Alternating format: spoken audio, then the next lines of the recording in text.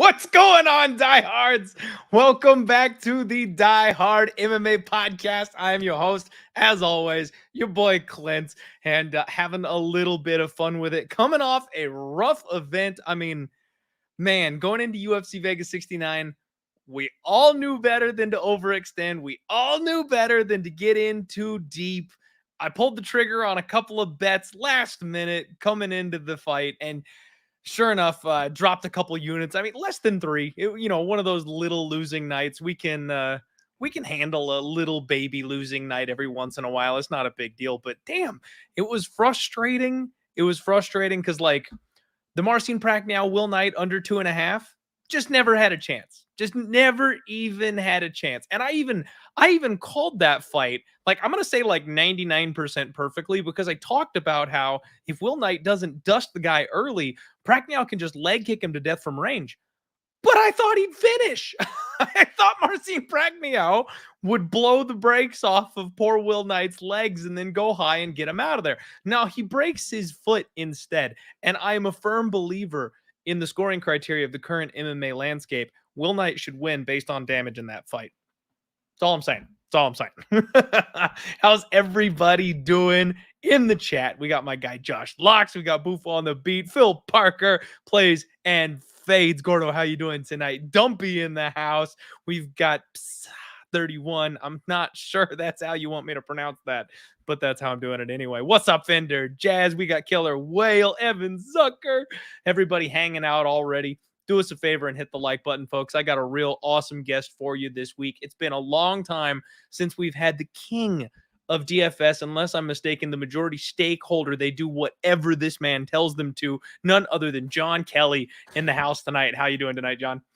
Yeah, I don't know about all that. Those are some wild allegations right there. But I'm doing well, man. Happy to reconnect with you and chop up for what should be, at least I think, an entertaining card. Again, it's kind of like last week where we're sort of lacking some real elite talent. But in terms of entertainment, I think it's going to deliver.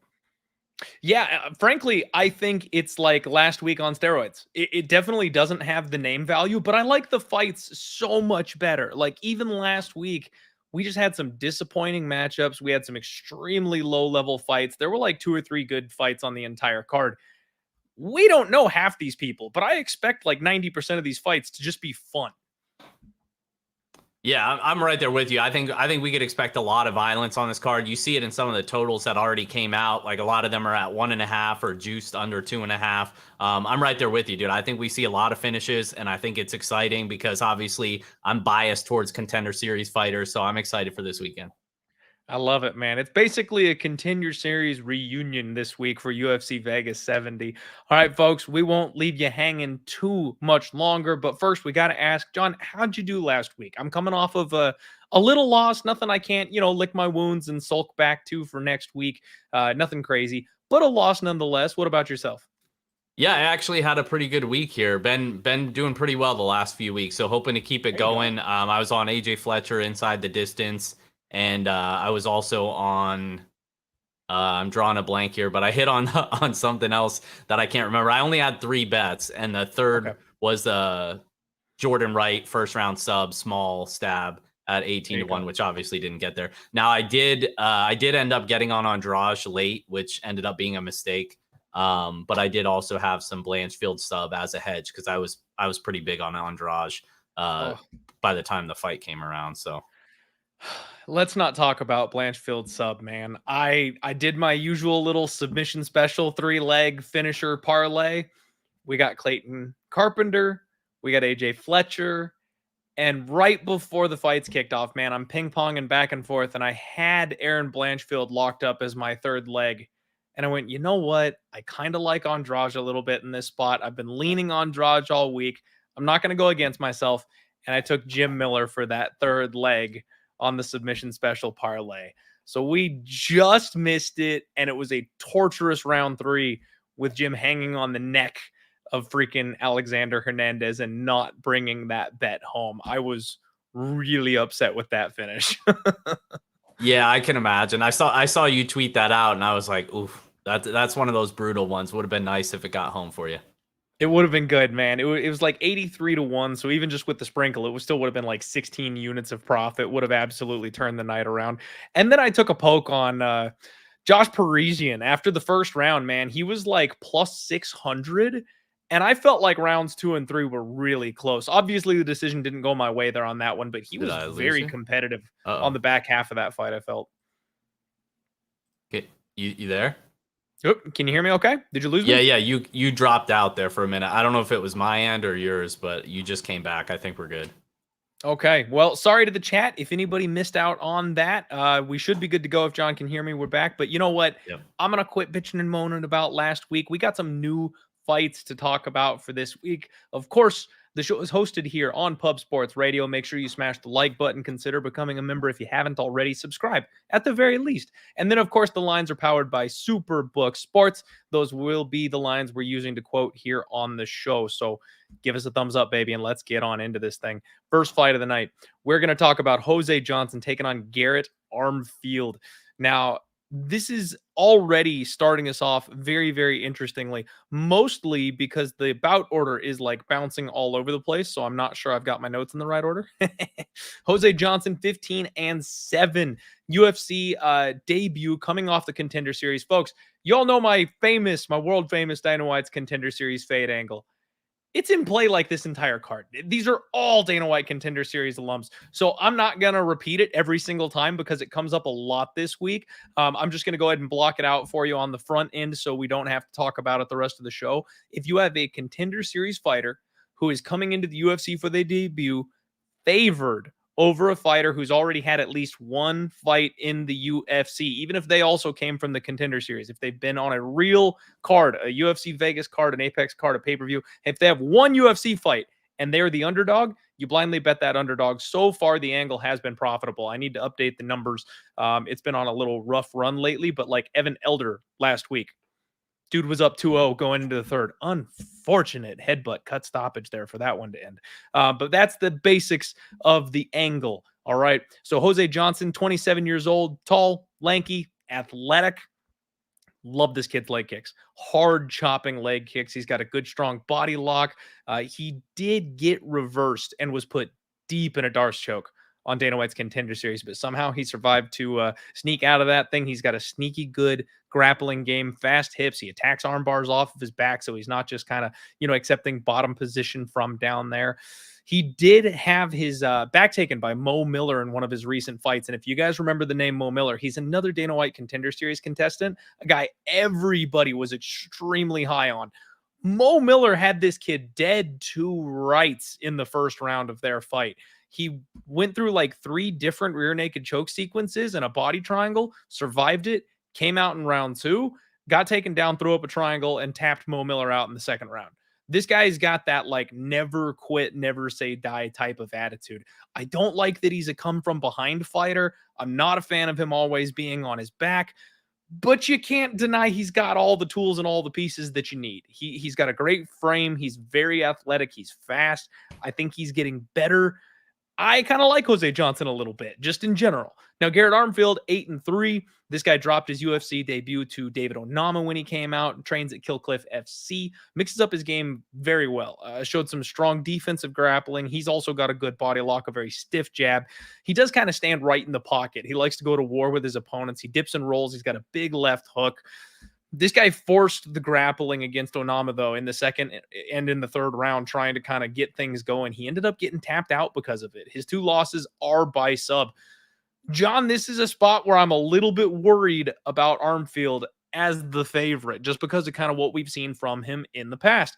I do think he is the better striker. He's probably the more well-rounded fighter at this point in time. But I think Jose Johnson has the edge in just pure athleticism. And I also think that he's got the edge in cardio. And from what we've seen, Garrett Armfield can slow down, make some mistakes, and put himself in bad spots later on in the fight. I'm struggling on this one, man. I'm a little bit tempted on the dog early on in this fight and definitely kind of looking at the under already. What about you doing on this first fight of the night? Yeah, so right off the rip here, I think we might be on opposite sides. I'm closer to using your Dana White Contender Series angle here in Armfield. I'm not sure if I'll get there for a bet, but I do think if the line keeps closing in, and Johnson has taken some money now, this line has has tightened up recently over the past day or so. If that keeps happening, I'm going to get involved on the Armfield side. It's a low-level fight, don't get me wrong. You mentioned the striking of Jose Johnson. He's got a lengthy amateur kickboxing background. He was a guy who had like 20-something belts across his amateur career, had a ton of AMI fights, very, very good kickboxer, solid striker. Now, you mentioned the grappling. He is opportunistic with his submission skills, but he also is very like positionally poor. You mentioned like he can get reversed time and time again. He gets put on his back quite a bit as well. He can be controlled. You know, you look at the Contender Series fight with Jack Cartwright. That one was a slop fest. I backed Jose Johnson in that spot, so he came through for us there, but it was just super sloppy. I mean, he should have won that fight a lot easier in my opinion, but it just seemed like he kept getting reversed, didn't take advantage of good positions when he had them, et cetera, et cetera. Now, Armfield, it's not that I think he's like some world beater, but I do think he trains at a good camp, coming off a decent little layoff here, still young, should be improving. He comes from a high school wrestling background. I'd expect him probably to be the one more likely to land takedowns here. I do think he has some potential top time upside here, and I think he's powerful on the feet too. Like Johnson, I think is longer, he's taller, he's probably a better overall striker, but I think Armfield is just one of those guys that's going to make it a brawl and just swing heavies, and then combine that with a little bit of wrestling upside as well. I think I lean Armfield here, but I'm definitely more confident in the under, and I don't think the total, at least I haven't seen a total get released for that one yet. I'm hoping we get some sort of playable under there, because I do think this one ends inside the distance. I'm at least agreeing with you there on the under. I am right there with you when it comes to the under. Let me pull up my offshore notepad here and see if I can find us what the opening is elsewhere, because I'm not seeing a total stateside either at this point. Garrett Armfield, Jose Johnson, total does look to be set at 2.5, minus 130 to the under 2.5 at this point. I'm betting that. Which I'd be okay with. That's a decent number. I'm sure it'll be minus 150 by the time we get it, but I like it for sure. My guy Dumpy in the chat screaming, "We need NHL." Yeah, Dumpy. It's been, for those of you who don't follow me on Twitter, first off, you should. I've been going nuts with the daytime NHL bets all day today, and we're currently sweating home the Flyers, who are a plus 200 underdog, up 4-3 with 1 minute and 30 seconds left in the game. So it leans for tonight. There are two games. I kind of lean to the Jets and Rangers over. I think the Jets are a live dog. Rangers coming from a long road trip. And then Islanders Penguins under. I think that's going to be a battle. There you go, Dumpy. Those are the NHL reads for tonight. Shout out to my guy Tim Watson here in the chat. $4.99 donation. Thank you very much for supporting us here on the show and here at Pub Sports Radio. Tim, we very much appreciate you for that. All right. So me and John going a little bit head to head here in this spot. Both of us agreeing here on the under. I do want to make note, though, when I made these slides, Garrett Armfield was a minus 165 favorite. He is down to minus 145. Some money has already come in on Jose Johnson, who is now a plus 125 underdog. So I'll be very interested to keep an eye on that, and especially at the props, John. Like, I think the under's the better move here. I'm going to pick Jose Johnson for the upset. I want to see his submission line. I know that just kind of follows right along with what we've seen, and you don't always get the best value, you know, if a guy just got tapped and you take his next opponent by sub, but it seems like it sets up pretty perfectly. It's what he's good at. It's what his opponent struggles with. I think Jose Johnson by sub, if we get a half decent number, might be something I look at for Saturday. Yeah, I don't hate that either. Obviously, it depends on the number, but like you said, Armfield could potentially take him down. Johnson spends a lot of time on his back, and he is kind of opportunistic with his guards, so I don't hate that look if it's a pretty big number.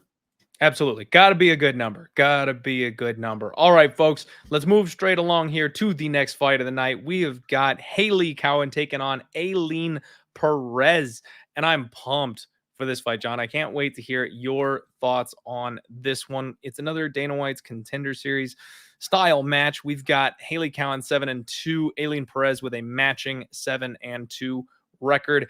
Cowan actually fought in LFA and Invicta, so she's got some decent experience behind her. She is built really well, man. Physically strong. I believe she was a gymnast before she got into mixed martial arts, which, you know, if anybody remembers George St. Pierre, he always said the strongest human beings on the planet are gymnasts. So you want to watch out for that. She might have a strength advantage over most people that she faces if that does come to be true. Now, she came really close to getting tapped out in a couple of her fights, John. She's already got 2 losses by sub on her record, and one of those losses was to a 1-2 39-year-old just a couple of years ago. And she gave up the armbar position in that fight like 4 times. Like, she just had no ability whatsoever to defend the armbar from her opponent, just kind of gritted through it and then eventually got caught by it. And in the second round, I believe, of her Contender Series fight, dude, she got mauled. Like, she got absolutely handled on the mat in that fight.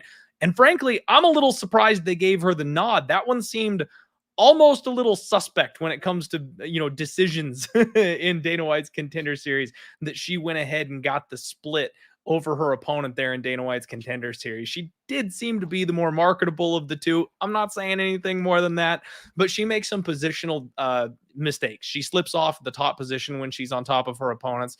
She does have now I say she's got a strong top game, but like I said, she's prone to making mistakes from up there whenever she tries to pass or to change positions. She does have hard elbows. The ground and pound is good, but she had another one of those crazy scrambles where she went from full mount to back control and then to side guard on bottom. So like just a complete flub of a scramble in that spot. She's taking on Ailin Perez. She is a victim of the Dana White Contender Series fade, dropped her UFC debut to Stephanie Egger. And her only other loss was a DQ due to illegal knees. I talked about that one in the Egger fight.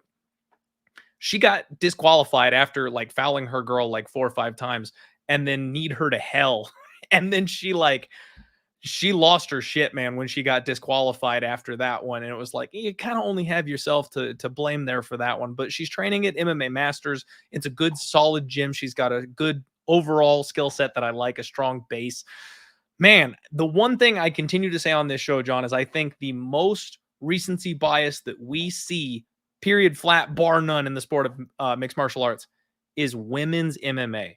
And maybe Stephanie Egger specifically, because the market can't figure out if she's good or not. She always seems like she's too big of a favorite. People always try to fade her.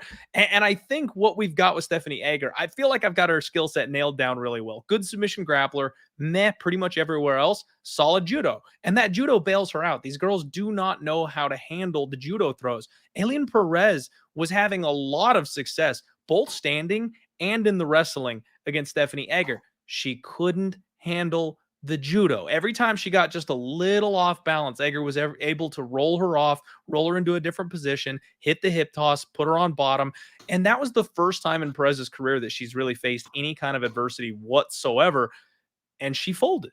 It took her longer than I expected, frankly, for her to go ahead and take that deep breath and kind of let the fight go, because she realized she just wasn't going to get there. But she hurt Egger on the feet in their striking exchanges, and she mauled Egger on the ground whenever she got the chance to. She took her down a couple different times with these bullying takedowns. I like Ailin Perez, and I know a lot of people had picked her to beat Egger in that spot, but now all of a sudden she's a bum. Now all of a sudden she's not worth their while, and she's the underdog to Hailey Cowan, who is in the UFC off a questionable split decision, who is always out grappled. John, this is the first bet that I've made on this card. I got plus 130 on Ailin Perez. She's down to plus 120 now. I got a 2-unit bomb on her. Frankly, I think the wrong fighter is favored. I think Ailin Perez should be the favorite in this spot, and I believe she opened offshore at minus 150, and the line flipped almost immediately. Recency bias in women's MMA, man. I'm not doing too many 2-unit bets this year in general, but I can't help myself on this one. I think she's going to absolutely maul Hailey Cowan on the ground. I think she'll be able to bully her. She's the better striker. She hits harder. The only question is the physical strength. I could see this one getting close if Hailey Cowan is able to hang with her in the offensive wrestling. But with the mistakes I've seen from Hailey Cowan's grappling, I think Ailin Perez is going to sub her, man. I actually think Ailin is going to finish. I know that was a long breakdown, and I do apologize, but I feel very strongly about this one, John. What's your read here, my friend? What do you got? No apologies needed. We dive deep on these low-level fights. I absolutely love it. I actually would be closer to the other side in Hailey Cowan here. So, we might have to dig deep on this one. But no, I totally agree with parts of what you said there. I do think the clear, obvious leak in Cowan's game is her defensive grappling. At times she could be put on her back.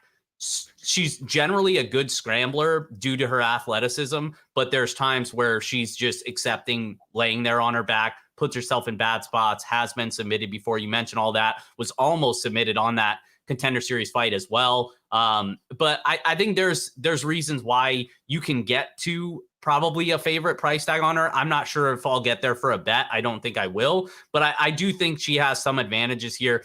For starters, I do think Perez is still a bum for what it's worth. She has one win over a fighter with a winning record on the regional scene. So, and then you mentioned when she fought Stephanie Egger, it was like as soon as she faced adversity, it was just GG, night over. So, like, I don't think you can trust her. I do think she hits harder than Cowan. I think Cowan's probably a better striker, more athletic, as you mentioned, All-American tumbler.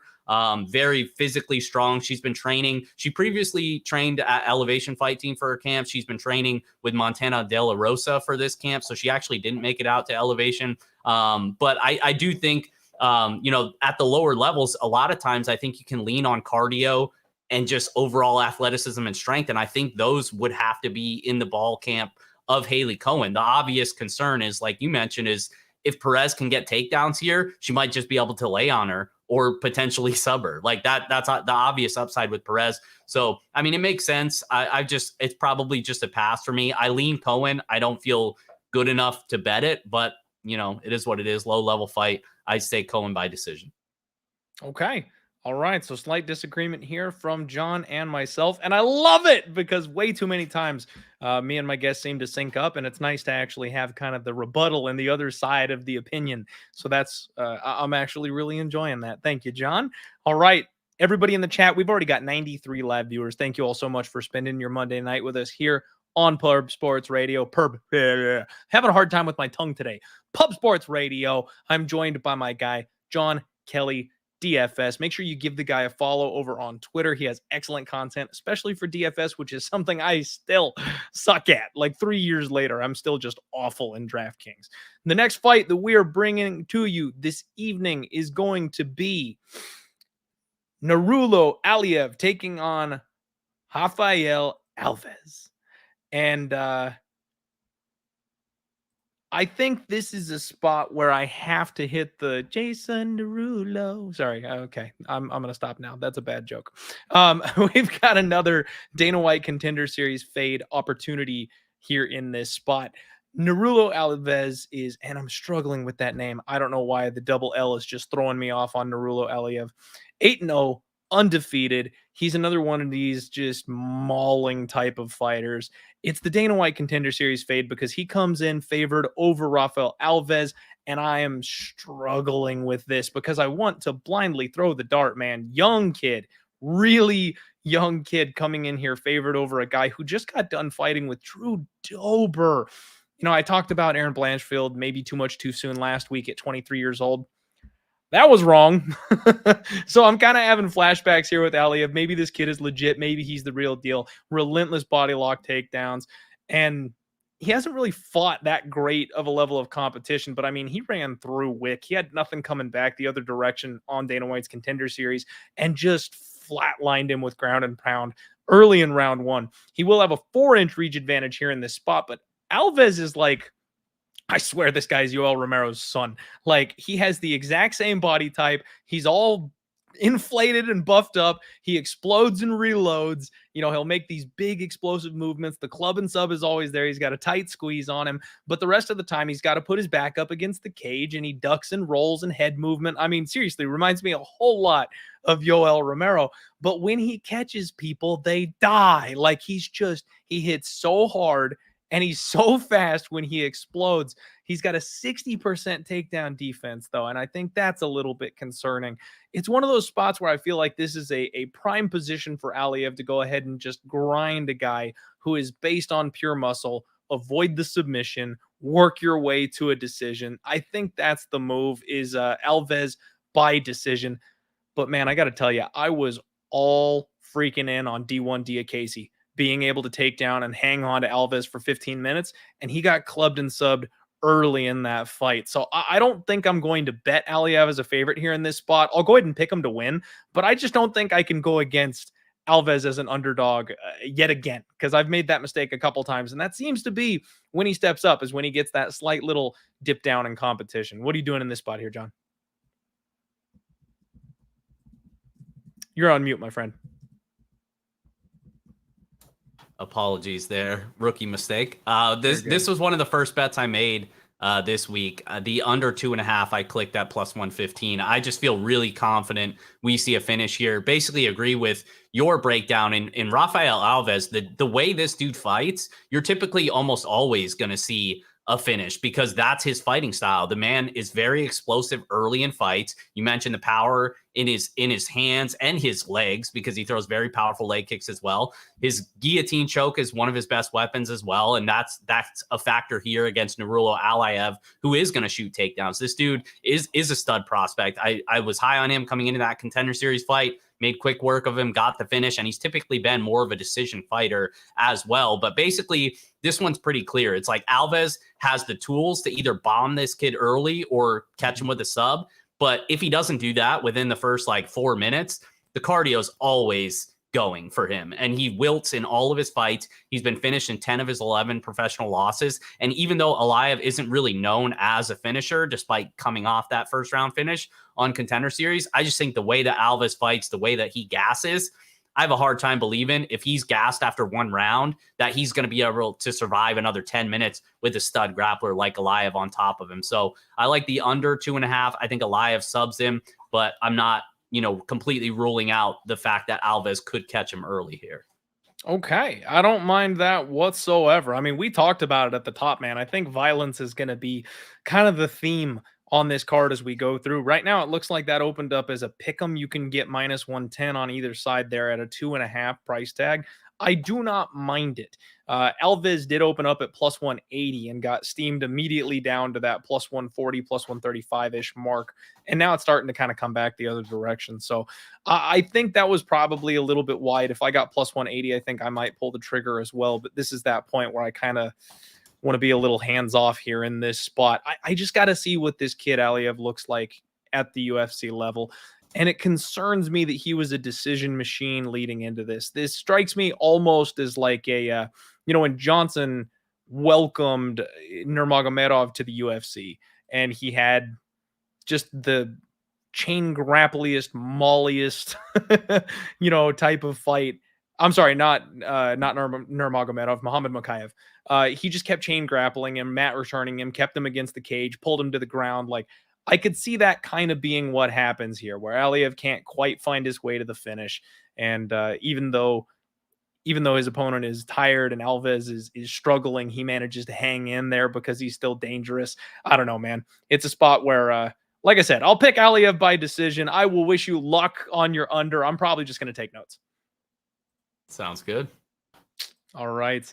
Everybody, we are getting the ball rolling. Look at this, 132 live viewers. Make sure you follow my guy, John Kelly, DFS. Next fight up, Joe Solecki taking on Carl Deaton. I believe it's Deaton. And I like Joe Solecki. I mean, Carl Deaton is coming here and saving Joe Solecki's bacon. This man is filling in on short notice for the God of War himself, Benoit Saint-Denis. And Sean, I was gonna bet the crap out of Benoit Saint-Denis. I'm not a Joe Solecki hater by any stretch of the imagination. I like Joe Solecki a lot. In fact, I feel like he should be 6-0 in the UFC. That Jared Gordon fight, I feel like went the wrong direction. He probably should have got the nod there. Very good prospect. He's done everything they've asked him to. But I think Benoit Saint-Denis was just going to be just a smidge better than him as a grappler and be able to go ahead and get that win. I was looking forward to that fight. But now he gets a short notice replacement fighter, and he's a massive favorite, and it's impossible for me to argue with it. Deaton is 17-5. He lost via split decision over in the PFL. He's kind of short, tanky, stocky. He plods forward, boxing heavy style, fast hands. He's got a big left hook on him, but he fades away out of range really nicely. He tries the flying knee thing. You can't find his recent fight, or at least I couldn't find his most recent fight. He fought Justin James, prior to that and showed off some decent grappling early against Justin James, but it was kind of a humdrum performance in my opinion. He just doesn't feel UFC caliber to me, frankly. And if you're having to go to your grappling to take out Justin James, I don't think you're ready for the grappling Joe Solecki brings to the table. Joe's going to have a 2-inch height and reach advantage here in this spot, going off the numbers the PFL had for Deaton when he had his fight. Vicious back takes, man. If this guy is on your back, you're pretty much dead in the water. He will finish pretty much anybody from that position. He doesn't mind going off of his back, but he's confident in his sweeps and his reversals, and he attacks. And I'd be worried about that against someone like Jared Gordon, a decent offensive wrestler, something we'd be worried about that he would be losing minutes off of his back, and did in that fight. I don't think Deaton's going to be able to put him in that bad of a position. And even if he does, I don't expect him to be big or strong enough to keep Joe down there. I think Joe will find his way to a sweep, a reversal, a sub. And this guy will just beat you to death from that backpack position, look for rear naked chokes, soften you up to the body. I like Joe Solecki a lot here. And I think inside the distance probably makes the most sense to bring that price down a little bit. Yeah, I really don't have much to add there. I think, we know what we're getting here. Carl Deaton III, in no way, shape, or form would he be getting a call from the UFC if they didn't need a warm body on short notice here to fight Solecki. And I think Solecki's got him covered basically everywhere. Deaton maybe could land something big in the striking just because Solecki, you mentioned the holes of Solecki. That's why you kind of wanted to fade him, is because his striking's not really all that great, still developing. His grappling's great. But the thing with Deaton is, like, yes, he has a little bit of power on the feet. He's got a couple knockouts or whatever, but he's more of kind of a guy who wants to take things to the mat. He has most of his wins have come by submission. If these boys are going to grapple, and I expect them to, I think he's getting maybe not insta subbed, but I think he's getting subbed inside the first 2 rounds. So Solecki, can't play him at the money line. Maybe wait for the submission prop, see if it's playable. But yeah, I'm not sure if I'll have anything on this fight. Yep. I'm right there with you, man. I feel the same way. Maybe Solecki round 1. If we get a half decent number on it, I don't mind that whatsoever. I'm curious. Let me look for I'm going to look at the totals again, John. I'm going to look at the totals here. Let's see what the 1.5 is looking like. Cause you got to think that this one is a 1.5 here. Plus 120 to the under 1.5. There you go. That doesn't sound half bad to me. Yeah, it's really not that bad. I mean, if they go and grapple in round 1, Solecki has a good chance to sub him inside of 5 minutes, in my opinion. I agree. And, Solecki inside the distance is minus 105, though. I might just play that. I mean, we're talking 10 cents, to go from the under 1.5 to the inside the distance. I don't care if it takes him a minute. I expect Joe Solecki to be the one that gets his hand raised. So maybe instead of, cutting off half the fight, I just take Solecki inside the distance if that number holds. All right. And real quick, my guy in the chat, Josh R, asking, what kind of haircut is that? Josh, this is called genetics, baby. This is called over 35 years old needing a fucking haircut. That's exactly. Clint, I think he was talking about Deaton with that mullet thing that he's got going on.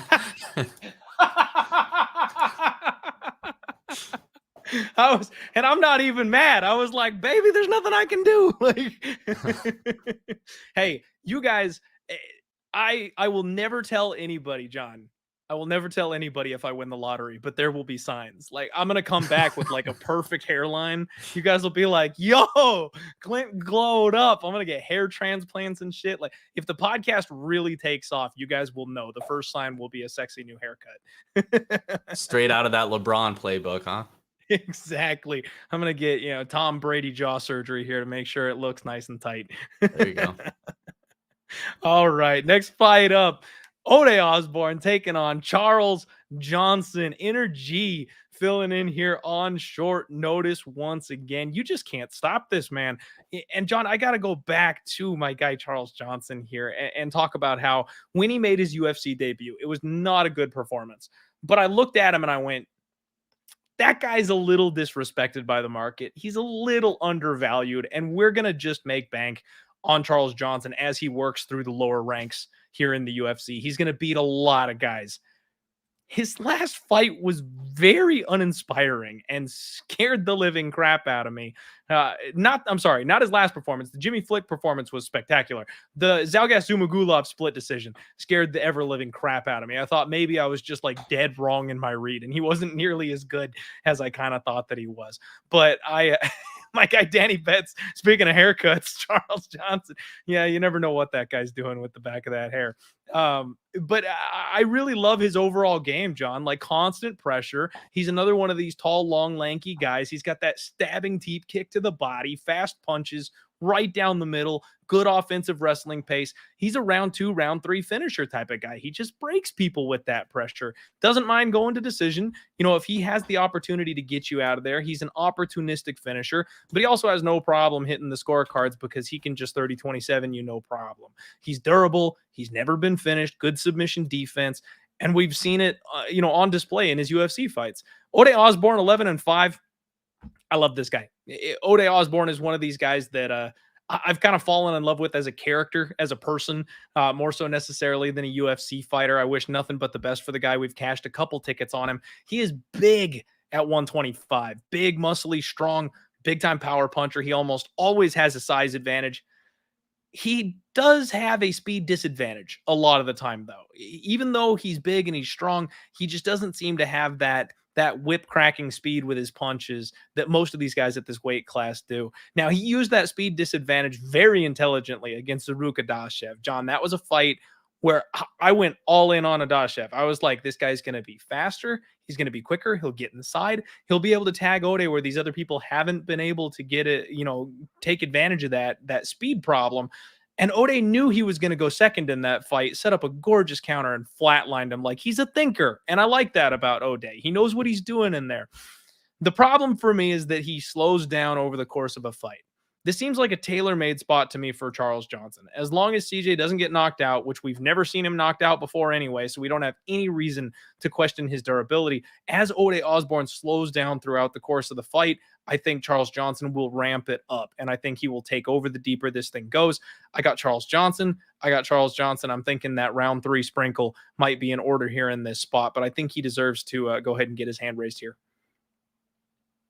Yeah, I agree. I think Charles Johnson probably gets it done here. I'm a little bit less confident, I think, in his round winning ability. I mean, I do think he has, he is a pretty solid wrestler, but he's never landed a takedown in the UFC. I'm not sure if he's even shot one, if I remember correctly. So I'm not sure we can bank on him to wrestle here. Ode Osbourne, I think, I get people wanting to take a dog shot here a little bit just because on the sense that maybe Charles Johnson shouldn't be this big of a favorite against a decent lower level fighter in Ode Osbourne, who is explosive. The concern with Osbourne, and I think the biggest takeaway for me in this matchup, is the cardio, right? Like you mentioned how he fades over 15 minutes when fights do get extended. This is a guy, historically, a lot of his regional fights, and even at the UFC, ended fights in the first round, like the Adachev fight. Like he's had multiple fights end early, and when he doesn't, he's not a great round winner either. And he fades as the fight goes on. So the biggest takeaway for me is Charles Johnson's going to have a cardio advantage here. And if that's the only thing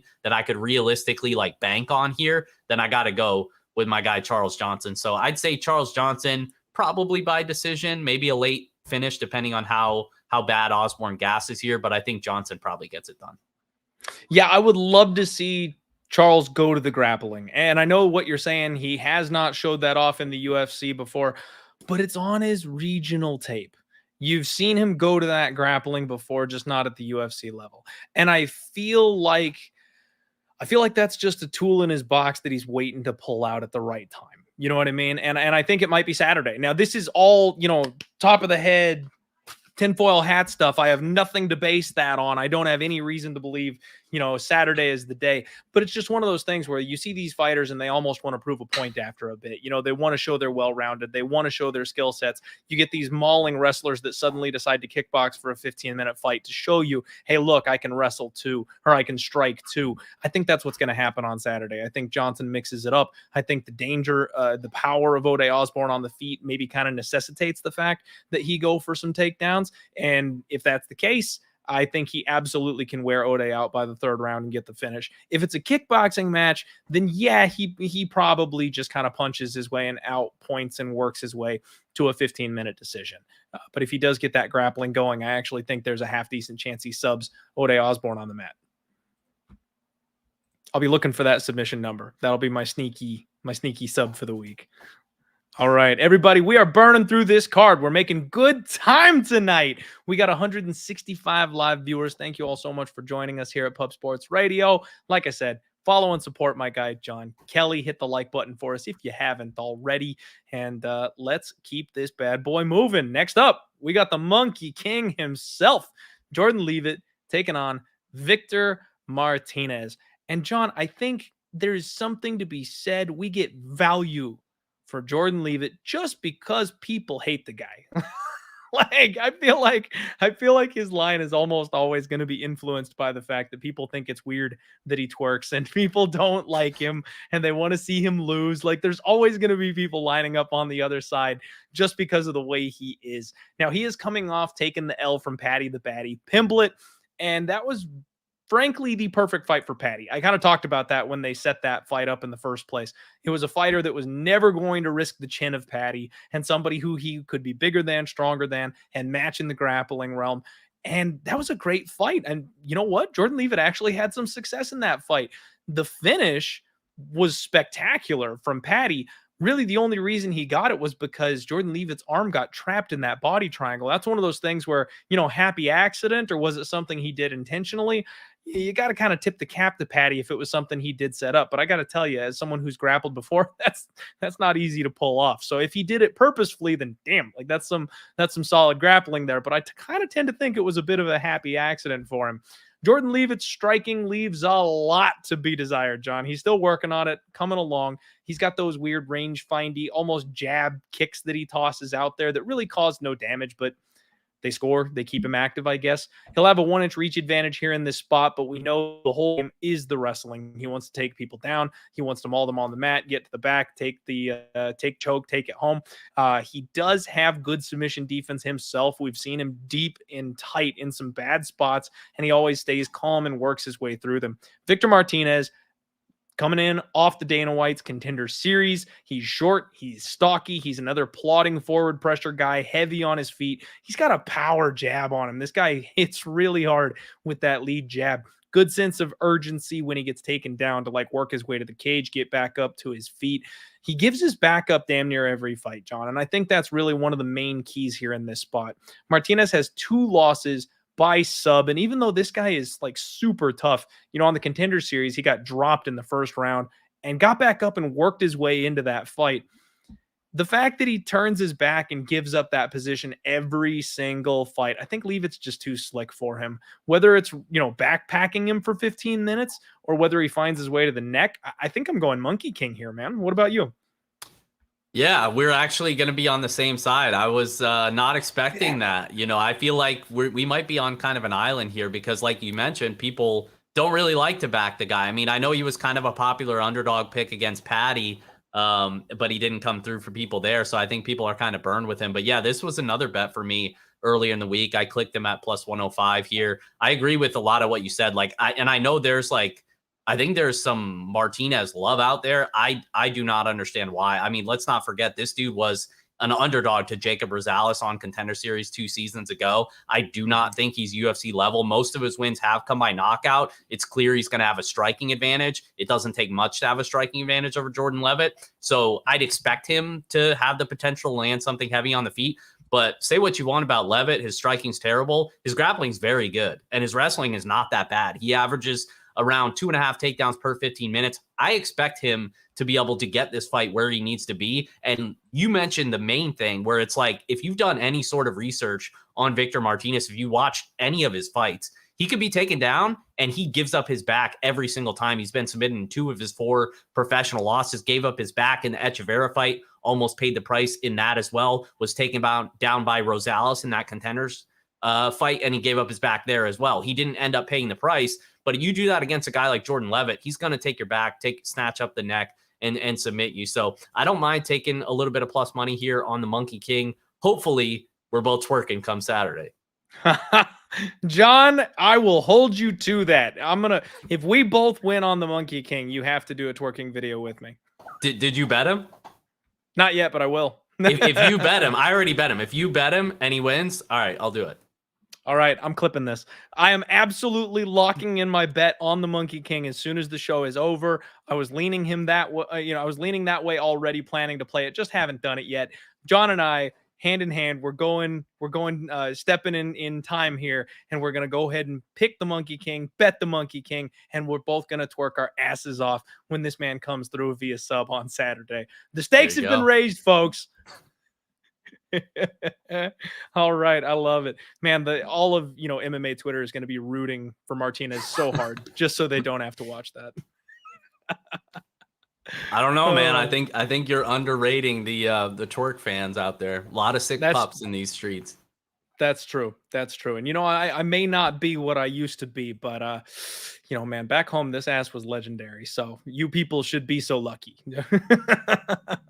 All right, man. Real quick, want to take a second here to shout out the sponsors as we do. First and foremost, you guys should know we are doing free UFC contests every single week at Pub Sports Radio. They are free to sign up for. There are cash prizes for taking these bad boys down, and none other than our own guy, Nasty Nate, ties DFS by the numbers for first place last week. So congratulations to you guys. Nasty Nate, one of the regulars here at Pub Sports Radio. And we have Spectation Sports that I want to go ahead and mention. Like I said, these are they're doing regional shows for MMA. It's good for us to support them. A fighter we are talking about coming up very soon, Mr. Trevor Peak, is somebody who we discovered through watching him and planning for him through Spectation Sports. So if you guys want to support regional shows and potentially bet on them, use promo code DIEHARD for 25% off if you want to sign up for one of those. Now, I do have one other affiliate for you. We've got the Sharp app. These guys are awesome. They've got, models, they've got codes, they've got everything. The Discord is popping for Sharp app. And I'm going to go ahead and feed you all right now just to kind of give you a little tidbit, just a little taste. Make sure you check them out. Follow them on all the socials. They're giving out free picks and stuff there. And then, of course, you can get all the good stuff in the Discord. But one of the premium Discord picks from this evening, let me pick one out here for you. We'll go ahead and share one, even though, maybe I'm not supposed to. Penguins. They're going with the Penguins tonight in hockey. So there you go. There's one of the premium picks from the Sharp app Discord for you guys. And I'll put links and all that stuff in the description of the show below. Let's get back to the fights because I know that's what you're all here for. The next fight up, Gabriella Fernandes taking on Jasmine Jasudavicius. And I've got a bit of an axe to grind here, John. I've said it before. I will say it again until she proves me wrong. Jasmine Jasudavicius is not a good MMA fighter. She is a size bully. She's big. That's it. She will beat certain fighters just based off her toughness and her durability alone, but she is not a talented or skilled fighter, in my opinion. She is 33 years old, meaning I think she's kind of past the point where we're going to see big leaps and bounds of improvements from her. This is basically what you're going to get from Jasmine for the rest of her career moving forward. Maybe little tweaks, maybe little improvements, but I'm not expecting her to suddenly come out and be a phenomenal Muay Thai striker or something like that. She's big, she's lumbering, she is slow. And frankly, I think if Kay Hansen wasn't coming, up a weight class in that fight, she probably would have beat her. A lot of the things that Kay was trying in that fight, the sweeps, the way she got her knocked off balance, stuff like that, a bigger fighter would have been able to have some success with. But Jasmine was able to just kind of maintain her top position and hang on for dear life in that spot and get the decision win. She's facing somebody in this fight who is not going to have that size problem. Gabriella is freaking huge, man. 8-1 snapping body kicks. She's pretty light on her feet. She glides well, just out of range of her opponents. She does fire big one-and-done pot shots, and that's something I'm not always kind of a fan of. I prefer the smooth combos. I prefer people who don't load up on power shots. But frankly, with how slow Jasmine is, I don't think it's going to be a problem here in this spot. Everything Gabriella throws is with power. She attacks the body a lot. She's got a big, powerful left hand. Good, solid, quick counters. The one thing I did notice is that she's got one fight where she gets stuck on her back. A much smaller opponent took her down. She kind of locked down, kept herself safe, made it to the end of the round, but she didn't have much of a get-up game at all. And that's concerning because if Jasmine is going to beat anybody, it's by taking them down and sitting on top of them. And then in one of her other fights, Gabriella jumped for the guillotine. Clubbed and subbed her girl, had her hurt badly, jumped on the guillotine, and almost didn't get it. Like, she almost put herself in a really bad position. She had to squeeze and nearly gassed her arms out looking for it, but she got it. Of these two, I think Gabriella has the much, much higher ceiling. It's just a matter of, is she quite ready for this level yet? We've seen this time and time again. These suspect Brazilian prospects make it to the UFC and they just run through people, man. I'm kind of crossing my fingers that that's what we see here on Saturday. If Jasmine wins, it's going to be a decision. Play that prop rather than a money line. If you're going to do anything with Jasmine Jasudavicius, I have a hard time seeing her win pretty much any other way. But John, I think that Gabriella is very live in this spot to go ahead and get the win, just because she's going to be big. She's going to be able to match that physicality. As long as she can keep this fight on the feet, she is a far better striker.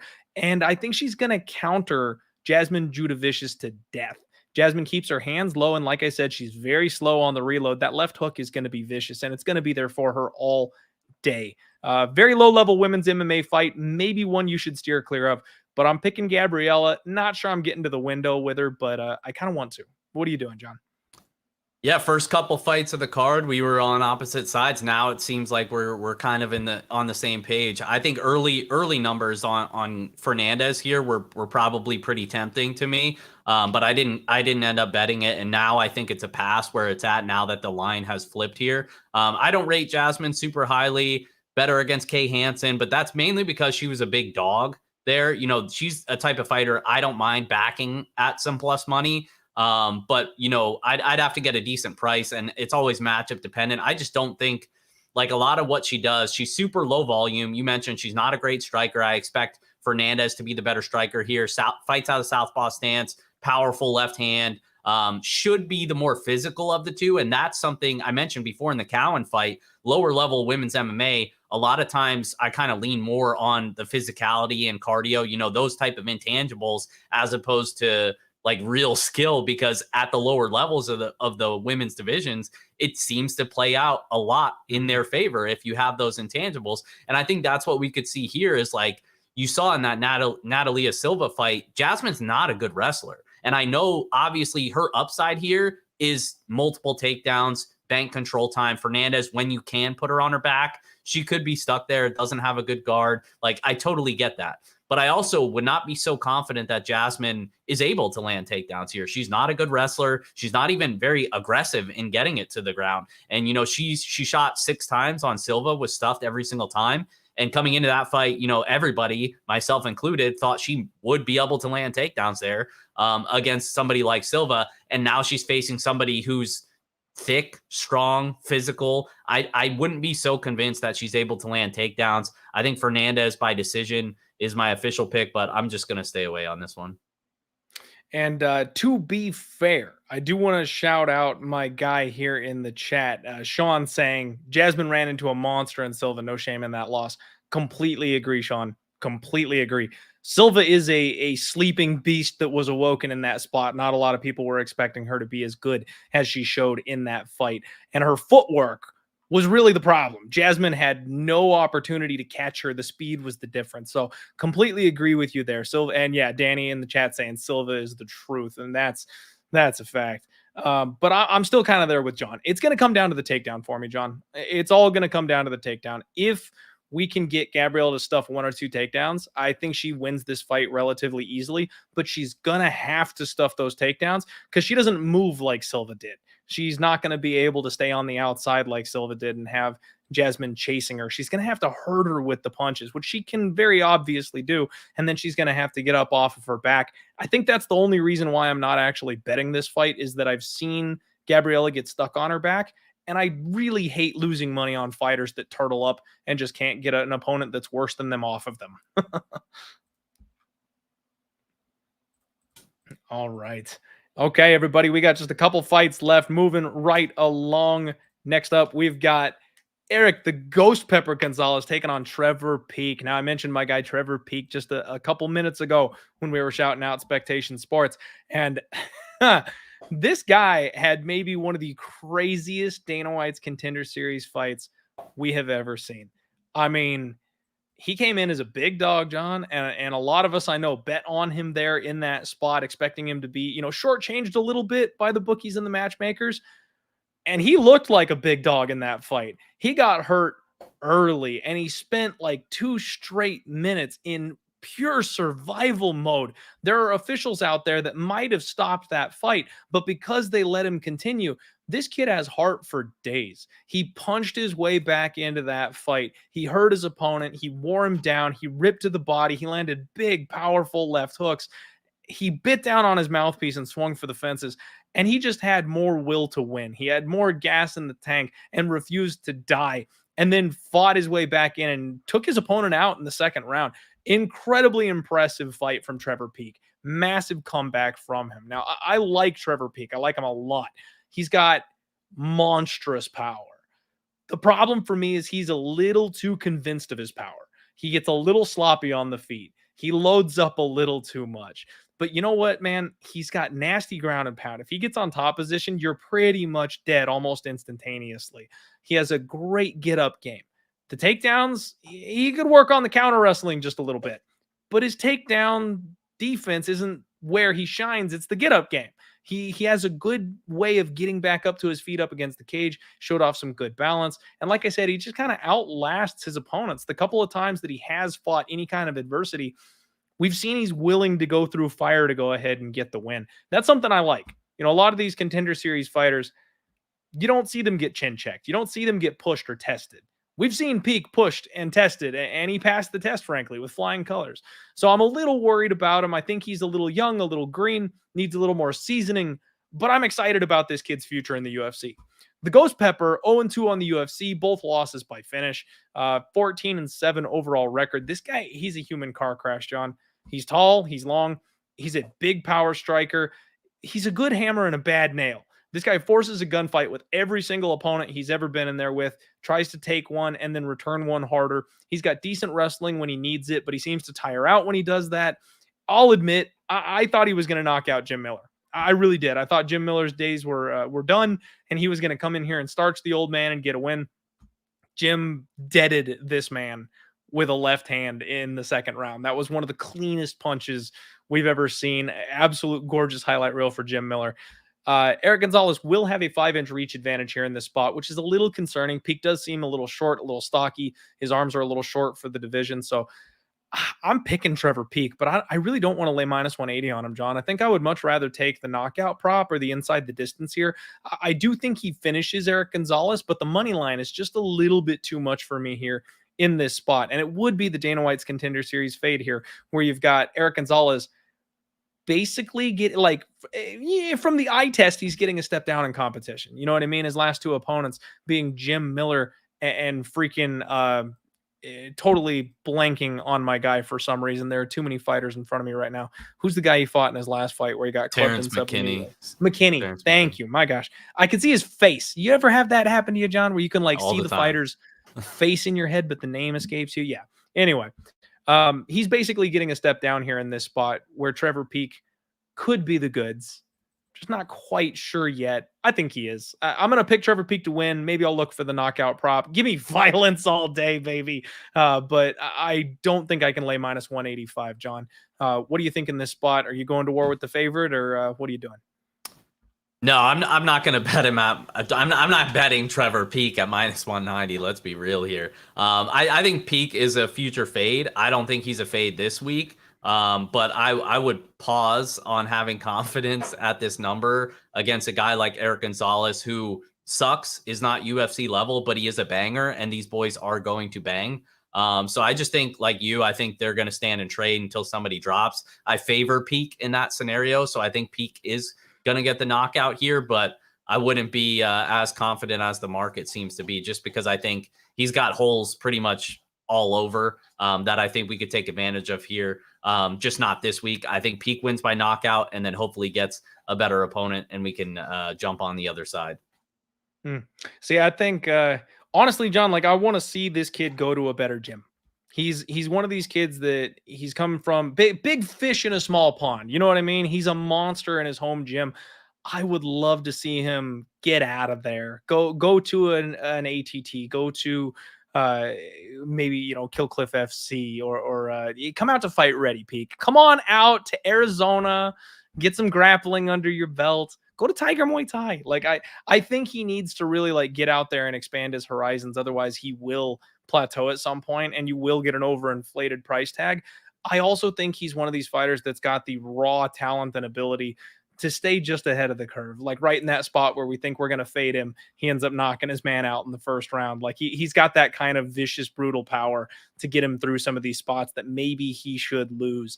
So I'm not in any rush to be on the other side of Trevor Peak, but I do think this is a fight that he can win inside the distance relatively easily from what we've seen with Erick Gonzalez. Completely agree with you.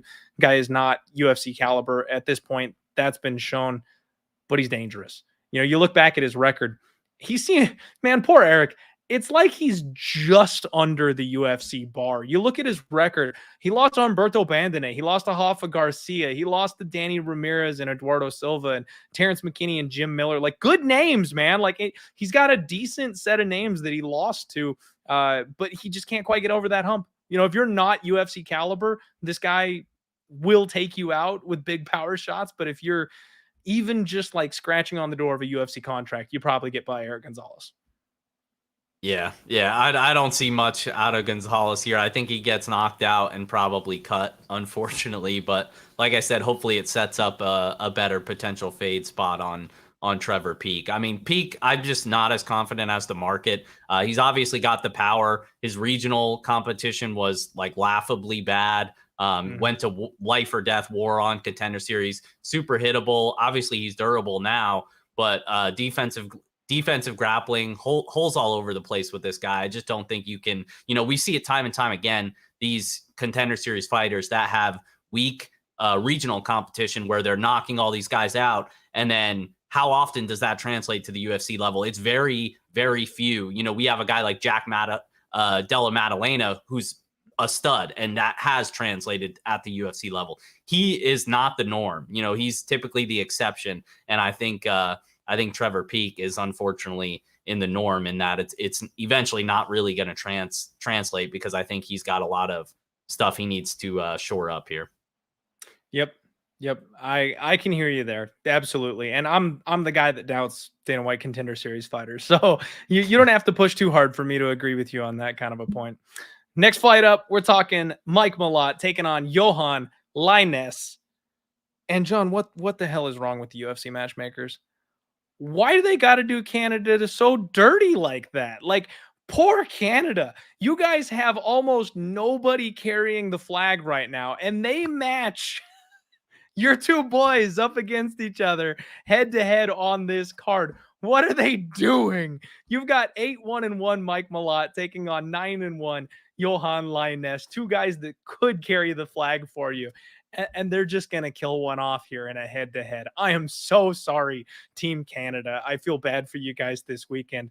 Man, Mike Malott, he's coming off that massive knockout over Mickey Gall in what was one of the greasiest things I've ever seen. Like, Mickey Gall had this man busted up and bleeding in that fight, John. It does not inspire much confidence that Mike Malott is supposed to be the next big thing out of Canada, and Mickey Gall, of all people, is busting him up on the feet. Now, he's got fast hands. He's got big power. He's another one of these guys that can get taken down, but he's got a great get-up game. The problem is he's so hittable. This guy doesn't move his head. Michael Malott's head is always straight up and down on the line. And he got knocked out back in 2014 by Hakeem Dawodu, John. You know who Hakeem Dawodu's knocked out in the UFC? Nobody. Just a guy named Yoshinori Horii, who got booted straight back to Ryzen after that. Hakeem Dawodu doesn't knock people out in the UFC, John. Like, that's very concerning that you've got a guy who's basically a decision machine because he can't get anybody out of there, but he's got a knockout win over Mike Malott. Johan Lainez, 9-1. Brutal power in this guy's hands. He's got a sharp right cross. He feints a lot to open up, you know, his attacking opportunities. He's got a very measured pace, mostly because he has to. This guy's got a bad gas tank, John. He had a whole lot of side-to-side movement in his last fight against Darian Weeks. And honestly, I think that wore him out. Like, we've seen him fade late in fights before, but that fight against Weeks, he was like, fix the cardio problems. I worked on my cardio. And then he comes out and skips side to side for 5 minutes and couldn't move in the second round because he had already burned through his gas tank. 23 significant strikes in that fight and somehow won the decision. I'm sorry, John. That's one of those spots where I can't get my brain around it. I thought Darian Weeks was the clear winner in that fight. I have no idea how Johan Lainez got his hand raised at the end of that fight. He got doubled up in significant strikes and his opponent was the one moving forward at all times. I'll never understand MMA judging. You've got a glass cannon versus a gas cannon in this fight when it comes to Mike Malott taking on Johan Lainez. Lainez has a 3-inch reach advantage. And frankly, I think if he catches Mike in a flurry early in the fight, he probably KOs him stiff. But if Mike Malott takes his time, minds his range, makes Lainez work a little bit, then he probably pieces Lainez up and hurts him late in the fight because he is the far more technical striker. I think I'm going to pick Mike Malott to go ahead and get the win here just by being smart early on, but violence is always the answer, John. I like this fight to finish. What are you doing in this spot? Yeah, I think that's probably a good look to see this fight not finishing, just because you have two guys who, you mentioned the cardio of Lainez. I mean, that's proven. He's got terrible cardio. Malott is more unproven just because all of his fights end early. All 8 of his wins have ended inside the distance. He's only been out of the first round, what is it, like once or twice across his entire career? Like, it's literally all of his fights almost end inside the first round. And it speaks to his strength and finishing ability, but it also speaks to he's got holes. Like you mentioned the Duato fight, and I know that one was more attritional, but I mean, he's very hittable, like you mentioned. The reason why I give him a little bit more credit is because Lainez is like super low volume. I think Lainez has a very narrow path to victory where he has to clip Malott early here. And while that's possible, I just think there's a lot of other outcomes that favor Mike Malott. I think Malott's going to have a clear grappling advantage. He's a slick submission grappler. I think he's the grappling coach over at Team Alpha Male, or am I wrong on that? I know he's in one of those camps, has been for a while, one of the grappling coaches, but he's a slick submission grappler. I think he's much better than Lainez on the mat here. And I do think it probably hits the mat as long as he doesn't get sparked here early. But I think Malott is just as likely to land something big on the feet as Lainez is. And then I think he's probably more likely to not gas out after a couple minutes either. So it's like if Lainez is gassing out in a lower pace fight where he's not even really throwing a bunch of strikes, like, you just can't trust this dude, man. I think he's KO 1 or bust, and more times than not, I'm going to go with the other guy in that. So I think some sort of under is probably a better look than backing him at the money line, but I think Mike Malott gets it done inside the distance. I'm agreeing with you, man. I'm agreeing with you. I cannot handle the bad gas tank of Lainez. This is one of those spots where maybe he makes me pay with that first round KO. Maybe he lands the perfect shot, but I feel like Lainez is just the new Sam Alvey. Like that's really what he reminds me of, with a worse gas tank. Sam maybe doesn't throw, but at least he's got gas too when he wants to. Johan Lainez can't throw in the third round because he has no gas to do so. So yeah, I'm with you. Mike Malott inside the distance. I think violence, under 2.5, if we can get a decent number. I'm sure they might be wise to that, but I'm hoping that decision last time out gives us a 2.5 that we can play. Let's take a look and see where this thing landed.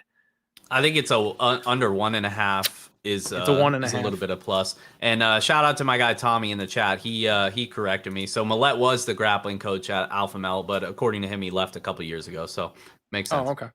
Now I do want to go back and maybe research some of the older Mike Malott tape, because if he was the grappling coach over at Team Alpha Male, he does have a lot of submissions and stuff like that on his record. I know generally things happened in round 1, but man, if he decides to wrestle in this fight, John, he could be like a -600 favorite. If he pushes a grappling pace on Lainez, I know Lainez has a good, solid takedown defense, but like I said, it's all about chipping away at that gas tank. If he can slow this guy down even just a little bit, that really would open him up to being able to find a finish later on in this fight, I feel like. Yeah, I totally agree. And that's why fights like this are hard to kind of cap from a money line standpoint, because it's like, Mhm. well, it depends on Millet's game plan. If he stands and bangs with Liness and they just go to war, well, he shouldn't be a big juiced up favorite here. If he shoots a takedown within like 10 seconds, he's going to have a clear grappling edge. Like he could potentially cover this tag. So that's why fights like this, because you're betting on their game plan, I just Mhm. typically stay away or just look to bet a total.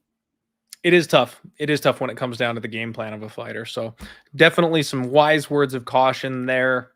Violence, baby. Violence is always the answer. Next up, we've got the return of the queen herself, John. Tatiana Suarez is welcomed back to the octagon by none other than Montana De La Rosa. Your biggest favorite on the card here is Tatiana Suarez. And I know there are some of you probably listening to the show who don't recognize that name because she's been gone long enough for you at this point. But let me just set the table. Like, Tatiana Suarez is what Erin Blanchfield is right now 2 years ago. She was the biggest prospect in the division, man. She had incredible mauling, nonstop grappling, 6.47 takedowns per 15 minutes at a redonkulous 62% accuracy. Like, if she wanted the fight to the ground, she got it there. And she paired that with a 100% takedown defense, John. You could not stop the wrestling of Tatiana Suarez. The last 3 fights she had before the long layoff, Nina Ansaroff by decision, which is a respectable win. She submitted Grosso, which is spectacular to say that she got Grosso out of there. And then she TKO'd Carla Esparza, who's supposed to be the best grappler in the division, the best wrestler in the division. Tatiana Suarez was a wrecking ball before she left the UFC.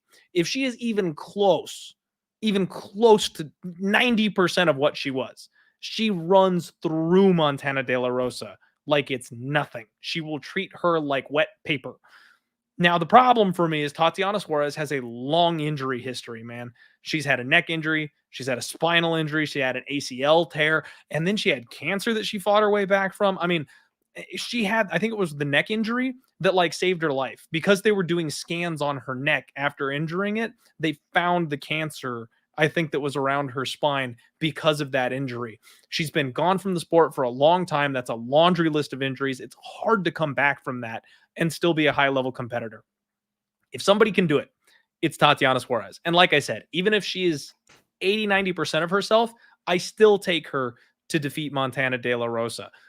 It's just finding a way to play her at this number. Montana De La Rosa is 3-4 in her last 7. She's big. She's tall. She basically lives on the body lock. She takes her opponents for absolute rides when she gets the double underhooks. She likes to beat people up in the clinch. She has an exhausting style of fighting. But frankly, it's the perfect opponent for someone like Tatiana Suarez, because you're never going to out muscle and out cardio Tatiana Suarez. So as soon as she links up in those clinch positions, she's going to be on her back. And we have seen her mauled there before. Montana De La Rosa will have a 2-inch reach advantage here in this spot. She's only got a 63% takedown defense. Give me Tatiana Suarez inside the distance. I mean, I don't like to necessarily jump all over fighters like this that are coming off of these types of long layoffs and stuff like that. But I mean, like I said, John, even if she is even 80% of herself, she destroys De La Rosa here. It looks like they opened up Suarez inside the distance at plus 185, and it's already been beat down to about plus 160. I'm sure by the time I can get it, it'll be plus 150, but I do expect Tatiana Suarez to just kind of keep doing her thing here in this spot. Do you have a hot take on this one, or are we just all hail Queen Tatiana this week? Yeah, I mean, it's hard to have any sort of hot take. I mean, like you mentioned it, like if she's even a shell of her former self, like I mean, she was clearly like everybody's favorite to win the belt. And I don't think that changes until we see that there's a significant drop off here. Obviously, it's a long layoff. There could be some ring rust here, but I mean, if she's even a fraction of her former self, I think she gets the job done here.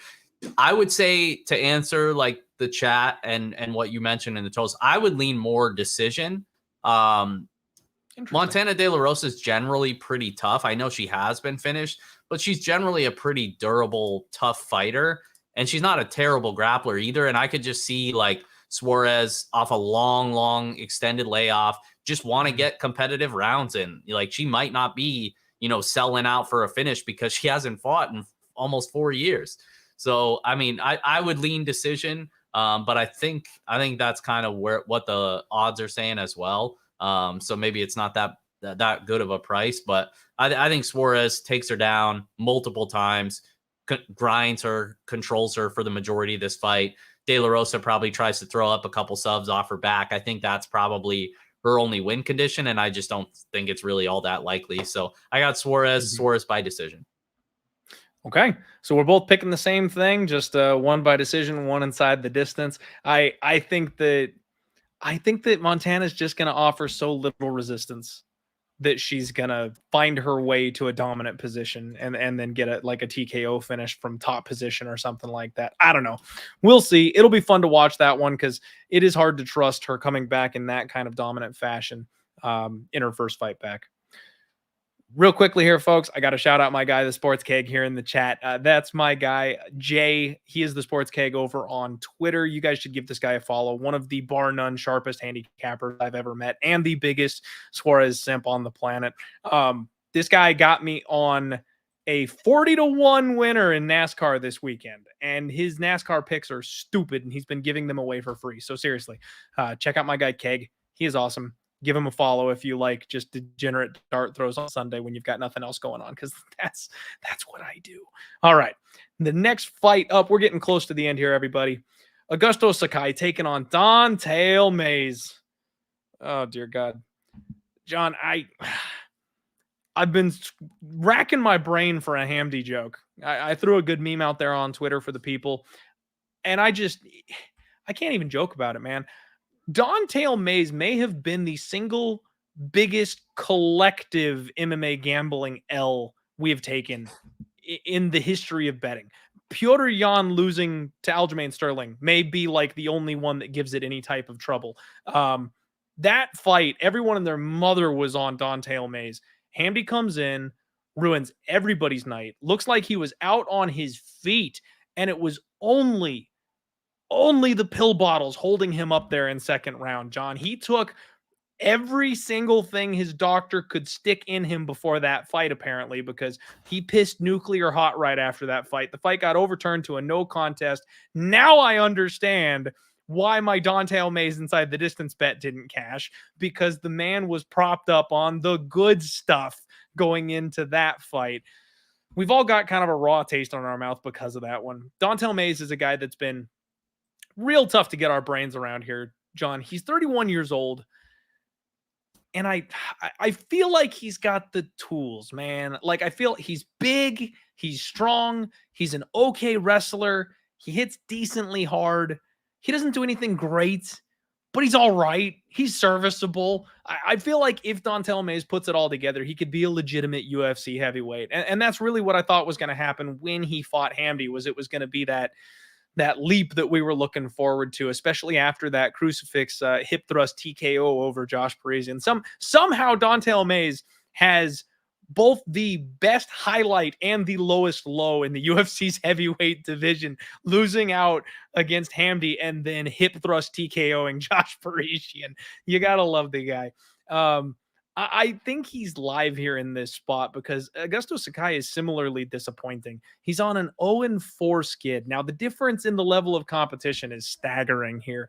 The last four for Sakai: Sergey Spivak, Tai Tuivasa, Jairzinho Rozenstruik, and Alistair Overeem.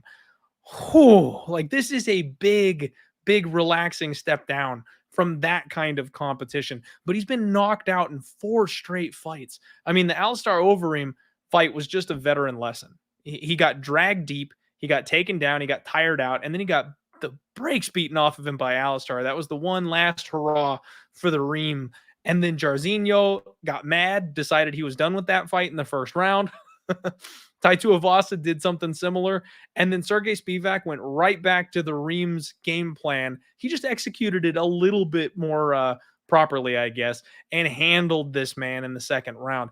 Now, I actually think Don'Tale Mayes is more than capable of kind of following Sergey Spivak's blueprint here in this spot. I do think if he goes to the grappling, he can take him down, he can wear on him, he can outlast him, but he doesn't have that chain grappling style.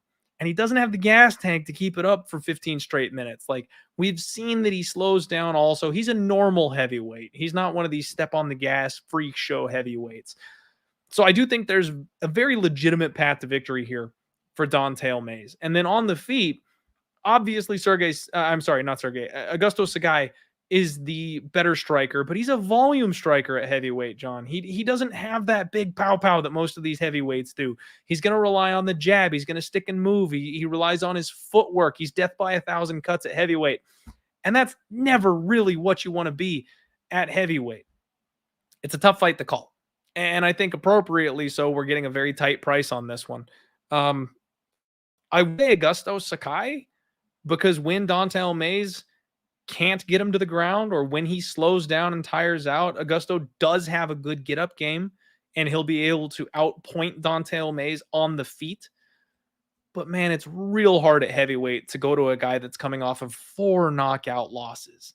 Don'Tale may just need one good shot to go ahead and put him down. The MMA Prodigy with a great comment here is that Sakai beats over him if that was a 3-rounder. And that's a big factor to me, is that this is a 3-round fight, and that suits Augusto Sakai much, much more, in my opinion. But I can't trust the guy, and I'm worried his chin is just obliterated at this point. John, do you have any reads on this one? Because this is kind of a low-level heavyweight coin flip here to me.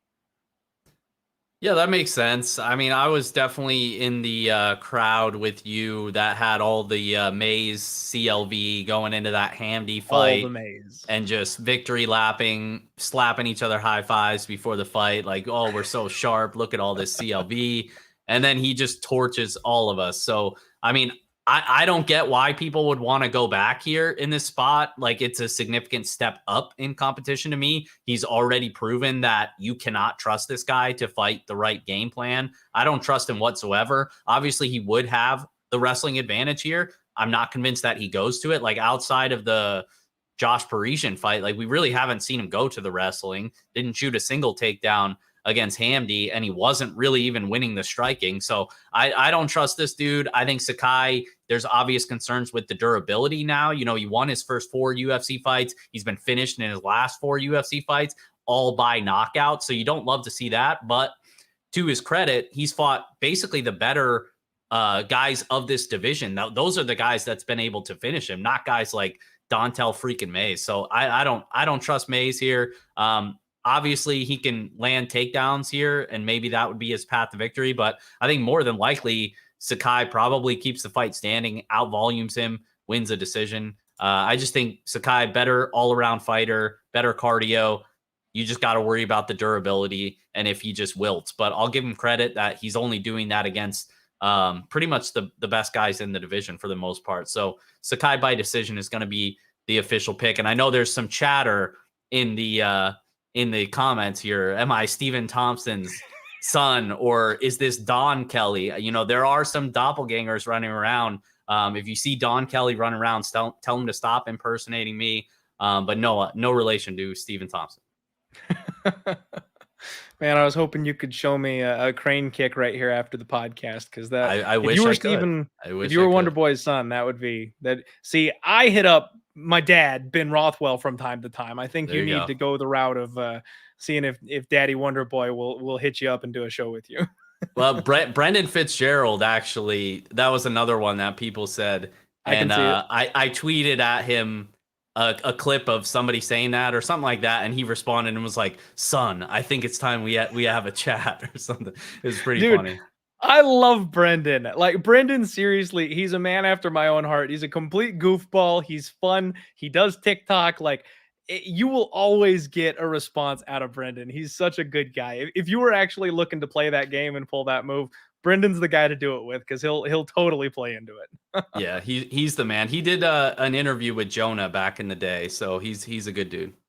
There you go. I love it. All right, everybody. Hey, we got 2 fights left to talk about here tonight. UFC Vegas 70 on Pub Sports Radio. Hit the like button for us. There's 210 of you spending your Monday evening here with us. First off, we are grateful. Support my guy, John Kelly, on social medias, but hit the like button. It's the least you could do. Next up, we got Andre Muniz taking on Brendan Allen. This is such a good fight, John. So Andre Muniz, I will fully admit that I was not sold on this man when he came to the UFC. if you remember the Antonio Arroyo fight, Arroyo's a bum. That guy got cut shortly thereafter, and they went life and death in that fight. Antonio Arroyo gave this guy all kinds of trouble getting back up. You saw the weakness in the gas tank for Andre Muniz. He couldn't keep him down, and then he struggled with the range on the feet. And I was like, oh boy, like this guy, he's going to be overhyped. He's going to suck. I'm going to get a good number betting against him. And then he turned into the next title challenger overnight. He just went on an absolute rampage. The guy snapped the arm of Jacare. Like, you don't do that. You just don't do that. That guy's been grappling his entire life. He's one of the most decorated jiu-jitsu players the sport's ever seen. And you don't tap him, much less snap his arm. That was ridiculous. Now, the win over Erick Anders, nobody was surprised by that, really. I saw that coming a mile away. The Uriah Hall fight, though, man, like, even though he was in top control position the entire time, it had another spot where you got kind of a low-volume power puncher, really just had to rely on hitting the button. He's had a nice, cozy path here, but he's looking like he's the goods. He's getting better as he goes. His striking is improving. He's got good training partners. I like Andre Muniz. The guy is obviously dangerous, and I keep forgetting just how damn big he is. The Antonio Arroyo fight has skewed my memory of this man because I feel like he's like way shorter than everybody, but he actually is freaking huge. Antonio Arroyo is just a freak. He was bigger than Uriah Hall in there that night. He's got those ape arms where he's got like a 3 or 4 reach advantage when he shouldn't on his opponents. Very, very dangerous. Love everything I see. Brendan Allen is a guy that I just can't quite wrap my brain around. I mean, you know what? That's a lie. I've had very good success betting on Brendan Allen, but finding out where exactly he stands in the hierarchy in the UFC is a bit of a struggle for me. Like, I bet him as an underdog against Puna when everybody thought he was just a dead man walking in that spot, and he stole Sean Strickland's move. He jabbed that man to death and like cardio pieced him up for 15 minutes. It was a gorgeous performance. And then, of course, we made bank going to the well with our boy Chris Curtis in the next fight when he got starched and taken out. I got lucky in the Jacob Malkoun fight. I know there's a lot of people out there that had the Malkoun by decision at 10-1 that feel like they got robbed that night. Very close fight. But then the Krzysztof Jotko was just too easy, John. I didn't understand why people felt like Jotko was going to beat this man. The grappling was on another level. Brendan Allen's sweeps, his scrambles are insane. They're fantastic. And frankly, I think the Jacob Malkoun fight is something that gives me just a little bit of pause here on Andre Muniz. Now, I don't know if it's just because I'm a hater and I can't get that first impression of him out of my heart, but I worry about the gas tank. If he's going to engage in a grappling match against Brendan Allen, Allen does not accept bottom position. Allen scrambles. He rolls. He's very tough to catch and submit in a lot of spots, and he gets on top and he makes you work. And we've seen that tire Andre Muniz out in the past. Now, if Andre Muniz gets to his back, if you can snap Jacare's arm, you can submit anybody. That's just facts. So he can absolutely win this fight. And I worry about the durability of Brendan Allen. We've seen him hurt and rocked on the feet many times before. He's been knocked out a couple times. So there's weaknesses in Brendan Allen. But at the same time, I think he's got a cardio advantage, John. I think he might actually be the cleaner striker of the two. And if this is a grappling matchup, if Muniz can't find a control position, I think Brendan Allen is going to make him work and outlast him. I'm very tempted here to bet the dog in Brendan Allen. Folks, just be careful because right now you've got Muniz who's right at that just gorgeous, perfect parlay piece type of price tag. Brendan Allen's the kind of guy that will shit in your apple pie. And he's done it before. People never see this kid coming, and he's really good. So I don't know if I'm going to bet this one, John. This might be the spot of the week where I call it, and then I don't have the balls to sack up and actually make the bet. At this point, I'm passing because I think Andre Muniz is legitimate, but I'm very suspicious of this spot. I think Brendan Allen has a chance to come in here and play spoiler. Yeah, it always comes down to the price, right? You know, this one, I believe, opened up as a pick'em. Muniz got slammed from there. Makes sense, but I actually think the opener was closer to accurate. I did bet Brendan Allen here at plus 185. I'm on him for a unit, but I agree with a lot of what you said here. I think this fight plays out much closer than people expect if Muniz doesn't just like insta sub him. And that's obviously like that's his upside, right? Like Muniz is one of the most dangerous grapplers on the UFC roster. I will give him credit for that. But I feel like seeing him at this number against one of the tougher opponents that he's faced, at least from a stylistic standpoint, in my opinion, and Brendan Allen, who you mentioned it, I think Allen is definitely going to be throwing more volume on the feet. I think he's a better overall striker. I think he's got better cardio. I think that's you can't even really argue that. And I think he's actually the more durable of the two. Like, I know we've seen him hurt and knocked out before, but Muniz, going back across the regional scene, obviously he's just running through everybody and submitting them in the first round for the most part in the UFC lately. But going back on the regional scene, like anytime this dude doesn't have that early grappling success, he completely his cardio fails and then he wilts. He's been knocked out. All 4 of his professional losses have come by knockout. He doesn't have a good chin. If he faces a guy like Allen, who is a good scrambler, who is a capable grappler as well, and I think is going to have those other advantages in multiple other areas, I don't think he should be this big of a dog here. So yeah, give me Brendan all day, Allen. He's been good to me in the past. Hopefully he's good to us one more time here.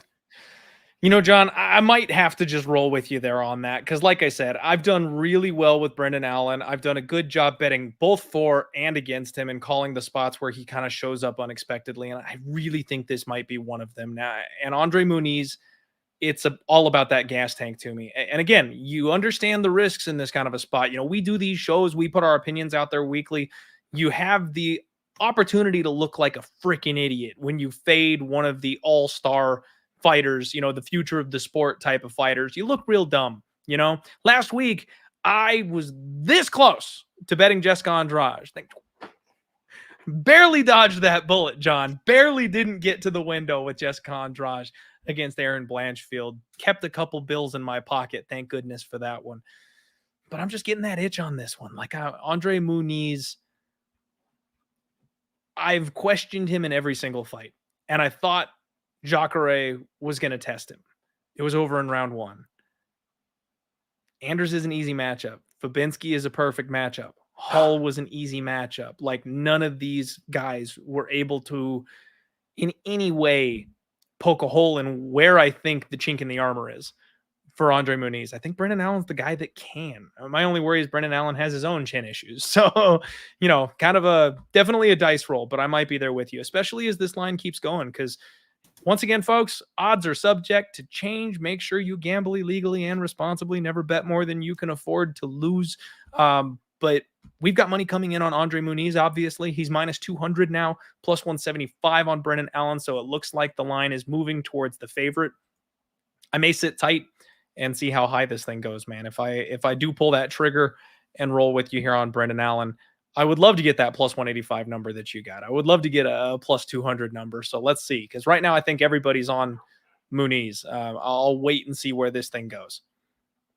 Yeah, I think you might get there. I think it might get there for you. Yeah. I think it's going to be almost one-way traffic. So we'll see. But it's dog or pass from a betting perspective for me. I'm stumbling over straight up picking Brendan Allen to go ahead and get the win. Now, what do you think of the total on this one, John? Do you think we see an early finish in this fight, or do you think this is a spot where Brendan Allen can kind of extend his guy and get us a full 15 minutes here? Because it looks like we've got a total sitting at 1.5 for this bad boy. The under is plus 105. The over 1.5 minus 135. I may even be a little tempted in that over. Yeah, I was going to say that's got to be an over for me. I mean, under is obviously that favors Muniz. I think under 1.5 is almost always like Muniz submission. And then basically anything else is probably Allen. I lean towards the over, but I don't know if I'll bet it. I feel good about my Allen. And potentially this is a live spot for me. Like if it does go over, or if Muniz doesn't have that, massive grappling success early, or maybe he does and starts to fade, like I'm not opposed to adding to my Allen position live, depending on the number. Okay. All right. Hey, what's up there? The Chronic Combat boys in the chat. How you guys doing tonight? All right, folks, it is main event time. Let's go. We've got Nikita Krylov taking on Ryan Superman Spann. And you've got Nikita Krylov, a minus 165 favorite, Spann the plus 145 underdog. And John, I've sat on this podcast many times many, many times. And I've basically dragged Nikita Krylov every single time this guy fights. Shit, one of my biggest losses last year, the one that I just, I can never get the shame off of me for betting Alexander Gustafsson against this man. It's going to take a couple of years, I think, to rub that stink off of me from taking that shot. But that tells you what my opinion of Nikita Krylov is. I thought old busted Gustafsson coming back from a long layoff could be the guy to expose this man. I just don't think Nikita Krylov is very good. The UFC's 205-pound division is so thin right now, John. It's like top 6 and then everybody else.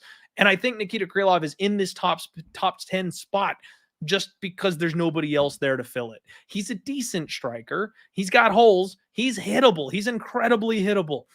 But he's got power, so he can use that to win some fights that he maybe otherwise wouldn't. He's a decent wrestler. He's been submitted 6 times. Like, he sticks his neck out. He gets tired. He makes bad decisions. He's a solid offensive grappler. I mean, he almost tapped Glover Teixeira in their fight, but didn't quite get there. I mean, he's one of these guys that has flashes in the pan, but just is, I think he's limited. I think he's got a ceiling, and I think we are seeing that ceiling right now. I don't think Nikita Krylov is very good. Now, his opponent in this spot is Ryan Spann. Ryan Spann is a freak. He is massive at 205, one of the biggest guys in the division. He's got tree trunk thighs. He's explosive. He's a round 1 killer. The problem is if you extend him or if you hurt him, he has problems of his own. I mean, he lost a split decision back in the day to Trevor Giles. Like, that's I can't stand. Like, Trevor Giles is one of my massive fades, so that's not a good look. But obviously, that was a different time. Now you've got Ryan Spann, who is truly training for maybe the first time in his life. I was floored by his post-fight speech after his last fight, John. He comes out and he starches Dominic Reyes. And again, just back-to-back spots here where I've made 2 of the worst bets of my entire life in this fight. I was huge on Dominic Reyes in this spot. He got ran through by Ryan Spann. Now, I do think there is some element of Dominic just being completely shot to bits, having no chin left whatsoever. But you also can't disrespect the power of round 1 Ryan Spann. Ryan Spann gets on the microphone and he says, "I've never done more than a 3-week camp my entire life." Like, this guy has over 25 professional fights and he's never trained more than a 3-week span going into a fight camp. Like, that's insane. That's just wild to me. So if he is in fact training like a professional athlete for the first time in his life at 31 years old, he could have a higher ceiling than we realize. He could get better than what he is now. We're speculating a little bit with that, but it's crazy to think that a guy putting in that little effort in his professional career can do the damage that he's already done. I worry about his durability. He got flatlined by Johnny Walker. Everybody gets flatlined by Johnny Walker. That's no biggie. It's the Anthony Smith fight. He got hit with 3 left hooks in a row, and he did the Kevin Lee stanky leg thing. Anthony Smith is a volume guy. He's a club and sub guy. He's got nasty kicks. He's a ground and pound guy. He's not a one-punch KO guy. And the fact that he wobbled Spann in that fight early, that's very, very concerning as far as durability goes, because Spann is another one of these guys that simply does not move his head. I talk about Nikita Krylov being hittable. Spann's head is going to be right there anytime you want it. You just got to be able to get in range to go ahead and clip it. I actually think that this is a spot where Spann can pull the upset. I think he's got the higher ceiling. He's always live in round 1 to take out everybody. And the fact that Krylov is so hittable and he's just going to be there with opportunities to counter, I think I'm going to bank on Spann to make a couple of those just slight improvements and take one little step forward. And I do think he can get by Nikita Krylov. And frankly, John, I think he goes back to the well. I think there's a decent chance Spann submits Nikita Krylov, because Krylov always finds his way to the ground every single fight, whether it's because he's tired or because he gets hurt, or even when he hurts his opponent and then dives in on a double leg when they're rocked. He always takes his fights to the mat. Spann's got one of the nastiest guillotines in the game. He's got a ton of submissions on his record. Even though you'd think he'd be a knockout guy, he's actually more of a submission guy. He's got rear naked chokes and guillotines for days. I want to see a number. I think I'm going to lean towards Ryan Spann inside the distance. Money line's fine, but I want to see that sub number. Am I crazy, John? Looks like you can get Spann right now, bet online by sub at plus 600. I think, yeah, that's not a bad number. I got Krylov all day here. So we've been agreeing a lot lately, especially for the main card. We're going to disagree on the main event to close things out. I actually disagree with some of that. I think Krylov, at least in terms of this division, I would say he's an above average fighter, skilled wherever the fight goes. I think he's got a clear striking advantage here. I think he could land takedowns here as well. To your point, he's got to mind his P's and Q's, because the one thing that Spann does have is clear finishing ability on the feet, and clear finishing ability, like you mentioned, mainly the guillotine choke. He's got to be worried about that. And Krylov has been submitted multiple times across his career. I just think overall Krylov's much more skilled. Basically, wherever the fight goes, he's just got to avoid getting clipped early or getting submitted early. And Spann's proven me wrong before. I've never been a Spann guy. I don't trust his durability. I don't even really trust his skill set. The one thing that I do give him credit for is his finishing ability. I just think that that's kind of his only path to victory. And against a guy like Krylov, who's basically like kind of coming into his own, in my opinion, he's been on a nice little streak here. I just think he's looked good lately. I mean, the Ozdemir fight was kind of a little bit sweatier than I thought it was going to be, at least, but he still got the job done. He fights through adversity pretty well. I think if Spann's unable to hurt him early, I think I lean with Krylov in terms of the cardio as well, and I think Krylov probably gets a finish. So I like the Nikita Krylov side. I'm probably gonna end up betting him. Just kind of depends where the line goes, but we'll see, because I know there's a lot of Spann love out there. I think this one could kind of play tug of war for a little bit, so we'll see. But I think I'm going to be betting Krylov by the end of the week here. So what you're saying is, once again, we disagree on the side, but we agree on the total. This thing's going under. Like, one of these guys is going to sleep in this fight, right? I think it is. It is going to end in a finish. I just don't know how I feel about the 1.5, because I could see it being like later in the second round. But I mean, Spann, his last 5 fights have ended inside the first round, and that's the way that he fights. He's a kill or be killed style of fighter. So yeah, I mean, I guess gun to my head, I lean with the under, but I just don't think there's a big enough edge to bet it. Probably, but yeah, I'm probably just gonna go with Krylov here. Okay. I might use an alternate total, or the fight doesn't go the distance, as a parlay piece or something like that, because I'm right there with you. I do think this fight could get out of the first round potentially, especially if Nikita goes to that grappling. I could see him staying safe for a round. This thing's got to get sweaty. You know what I mean? It's got to get greasy before he's going to get caught in something. I don't think he's an Ion Cutelaba where he's going to get caught by the very first takedown, first jumped guillotine by Spann. The only way this thing ends in round 1 is if Nikita comes out the same way he did against Gus and blitzes Spann and hurts him and knocks him out in the first round, which, like I said, Smith did it. He could absolutely do that.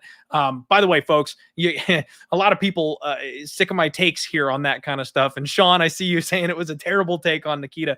I am not at all disillusioned with the fact that this fight could go the other direction. I'm not saying Spann is your lock of the week or anything like that. I think that he very easily could get clipped and KO'd very early in this fight. So both guys could finish early, but I also think if both guys are kind of fighting for higher stakes at this point, maybe they slow it down. Maybe they take their time. They kind of feel each other out. Spann in his last fight, I don't know if you recall this, John, but he got into it in his last fight with Dom, and they started swinging. They started going for it. And you can hear his coach losing his mind from the sidelines. And Spann puts his hand up and he goes, I got it. Because they had been working on him slowing down. They've been working on him not brawling. I actually think extending the fight might be part of the game plan in this spot. I would not be shocked if we see a round 2. I'm probably going to be a little surprised if we see a round 3, but I wouldn't be surprised if we get over that 1.5. Yep, I'm right there with you, and I don't mind that, as you said, maybe a parlay piece. Fight doesn't go. I mean, there's no way that this fight is going 25 minutes. I mean, absolutely not. I know someone just said the Beverly Hills Ninja fight went a full 3 rounds. Obviously, that was a surprise, but I mean, that was just all Pauga just dry humping him. That's not going to happen in this fight, in my opinion. I think for sure we see a finish here, one way or the other.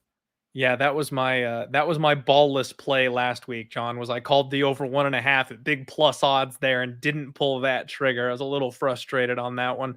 The only way I see this fight really going over is if Krylov goes back to the takedowns. And we've seen him drag fights deep before with a grappling heavy game plan. It's how he beat Johnny Walker. Nobody saw the draw fight going a full 15 minutes. And that one did because of the offensive wrestling of Nikita Krylov. But we've got 2 extra rounds. This is a main event.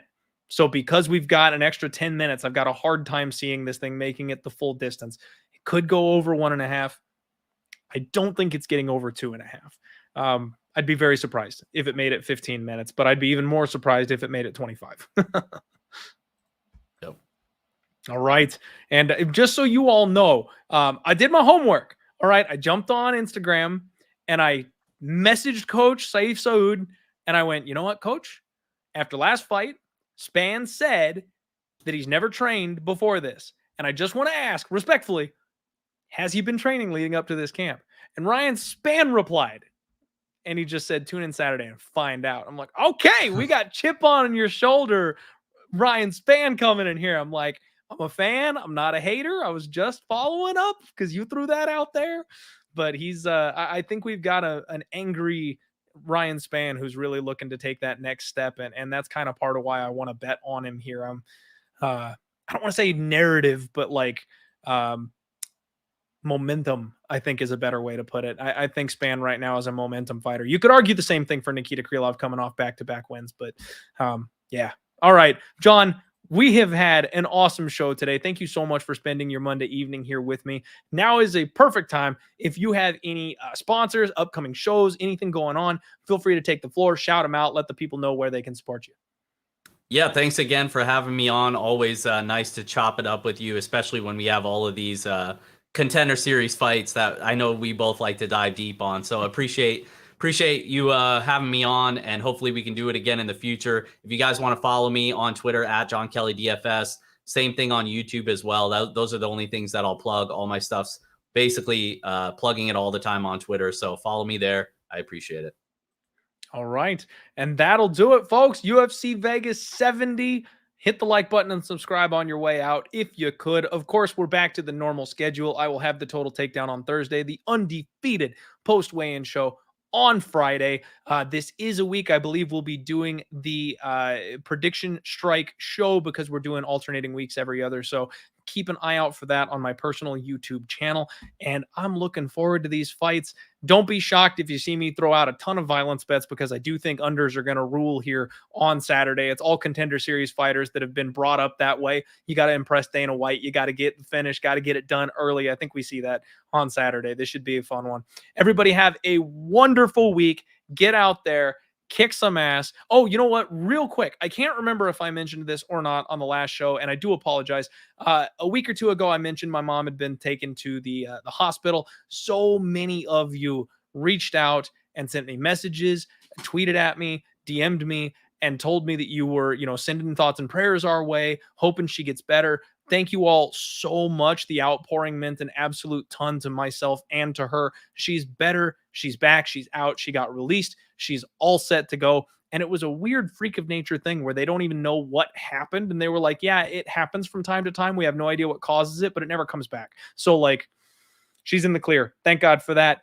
Go Die Hard MMA Mom. Thank you all so much again for the love and support. You guys have no idea what that means to me. You have a wonderful week. Good luck on all your degenerate action, and let's roll.